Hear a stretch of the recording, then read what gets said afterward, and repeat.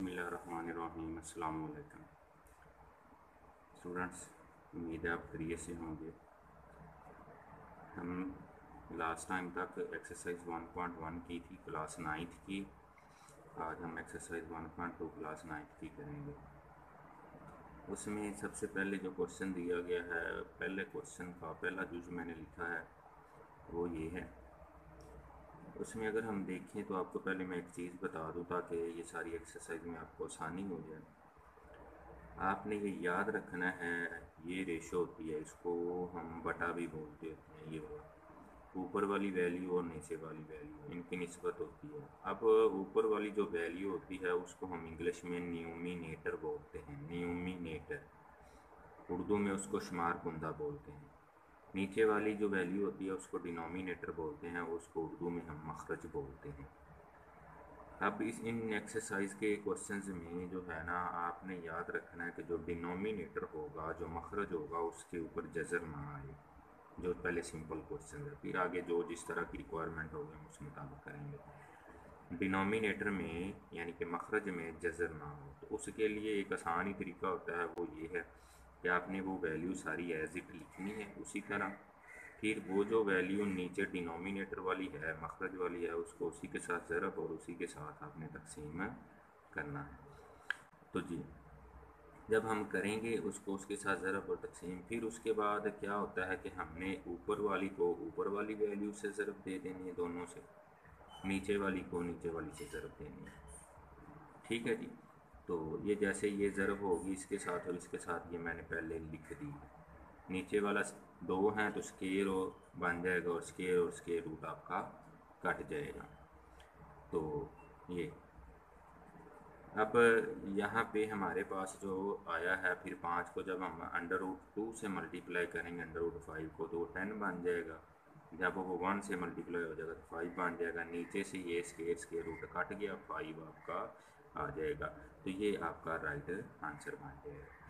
तो इसी तरह सेकंड क्वेश्चन है हमारे पास जी। ये इसका थर्ड क्वेश्चन है, सॉरी सेकंड तो नहीं, सेकंड भी सेम उसी तरह है। थर्ड क्वेश्चन हमारे पास ये दिया गया है। अब उसमें था लास्ट वाले में था तो हमारे पास सेम ये चीज़ थी तो हमने लिख दी है। बट एक बात याद रखनी है, अगर हमारे पास प्लस या माइनस का मखरज में कोई साइन आ जाए, ऊपर वाला शुमार कुंदा होगा, नीचे वाली सारी वैल्यू मखरज होगी। मखरज में डिनोमिनेटर में प्लस या माइनस का आ जाए तो उसका हमने फिर कांजुगेट इस तरह करना है। इसको हम ना रेशलाइज भी बोलते होते हैं, यानी जो नीचे चीज़ होती है उसको अपोजिट साइन के साथ, तो कांजुगेट भी बोलते होते हैं। ये आपने याद रखना है। नीचे वाली जो वैल्यू होती है उसको ऊपर भी लिख देते हैं, नीचे भी लिख देते हैं, साइन सिर्फ चेंज कर देते हैं। इसको हम कांजुगेट बोलते हैं, रेशलाइज भी बोलते होते हैं। तो अब क्या है हमारे पास, जब हमने इसको किया तो मैंने अभी बताया कि इसको इससे ज़रब दे देनी है, इसको इससे ज़रब दे देनी है। नीचे वाला, अब ये एक फार्मूला आप ना याद रख लें, इस सारी एक्सरसाइज में ये इस्तेमाल होगा। एक वैल्यू माइनस में हो, दूसरी वैल्यू प्लस में हो, तो आपके पास हमेशा अपने A square minus B square plus minus minus, A को ए से ज़रब दे देनी है, बी को बी से ज़रब दे देनी है, बी स्केयर प्लस माइनस है माइनस। ये फार्मूला आप याद रख लो। नीचे जहाँ पे भी ये सवाल है आपका हमेशा इसी तरह बनेगा, एक वैल्यू प्लस में हुआ करेगी, एक माइनस में हुआ करेगी। तो आपने हमेशा ये लिख देना है, इसका स्केयर प्लस माइनस माइनस लगाने का नहीं, हमेशा ऐसे करना है। और इसका स्केयर रूट कट जाएगा हमारे पास। तो ये मैंने 13 को 4 से ज़रब दी, 52 बन गया। 13 को इससे, जो चीज़ जज़र में होगी वो जज़र में ही रहेगी ज़रब के दौरान, और जो जज़र के बगैर वो वैसे ही रहेगी स्केयर रूट के बगैर। तो पहले ऐसे लिख लें, फिर आप ऐसे लिख लें जी। उसके बाद है हमारे पास 4 का स्केयर 16 बन जाएगा, 3 का जज़र और मुरब्बा कट गए हैं, स्केयर रूट कट गए हैं, तो ये आ गया 16 में से 3 गए 13, 16 में से 3 गए 13। अब इसका हमारे पास ऊपर देखें तो 13 कॉमन आ रहा है, यानी कि हम अगर ज़रब नहीं देते हैं, ऐसे ही रखते हैं ये ऊपर वाली वैल्यू, तो ये देखो मैंने वो वैसे ही दोबारा लिखी है। तो नीचे 16 में से 3 गए 13 बना, 13 से 13 कट जाएगा, तो ये जवाब ठीक है जी। ये आपने इस तरह आंसर लिखना है 52 माइनस 13 √3/13, फिर भी ठीक है, बट अगर आप कॉमन निकाल के जैसे ये किया हुआ है उस तरह भी लिखना है, ये भी ठीक है।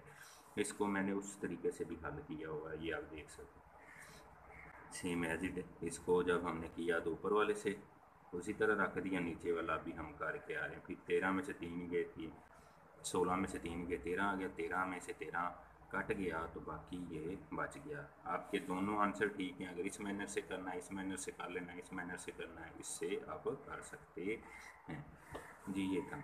इसी तरह हमारे पास 5 क्वेश्चन है जी। इसका वो क्या है जी, 6 ये हमारे पास दिया गया है। इसको भी कॉन्जुगेट करते हैं, जो नीचे वाली वैल्यू है उसको हम ऊपर नीचे कर सकते हैं। एक बात मैं आपको बता दूं, कॉन्जुगेट का कोई इशू नहीं होता है। अगर आप ऊपर वाले से करना चाहते हैं तो ऊपर वाले से भी कर सकते हैं। तो मकसद ये है कि एक को प्लस में अगर चीज़ है तो उसको माइनस में लिख देना, अगर माइनस में है तो उसको प्लस में ऊपर नीचे लिख देना। ठीक है जी। ये आपका मर्ज़ी है कि भी आप उसको ऊपर वाले के लिहाज से कर रहे हैं, नीचे वाले के लिहाज से कर रहे हैं, आंसर में कोई फ़र्क नहीं आएगा। वो उसी मतलब का उस तरह का आंसर बन जाएगा। तो अब ये आप देखें तो सेम चीज़ है, ऊपर 6 माइनस 4√2, और ये इसको हम 2 दफ़ा है, एक दफ़ा ये एक दफ़ा ये इसका स्केयर बना दिया। इसमें मैंने अभी बता के आया, पहले का स्केयर बना देना है और दूसरे का स्केयर बना देना है। ठीक है जी। अब आपने एक फार्मूला पढ़ा होगा, ए माइनस बी का स्केयर, तो आप लिखते होते हैं A square plus B square minus 2ab। यहाँ पे यही लगाया गया है। ठीक है जी। हमारे पास A square B plus B square minus 2a और b, ये आपका ए है, ये आपका b है। तो जी ये आया हमारे पास। अब क्या है करना है, इसको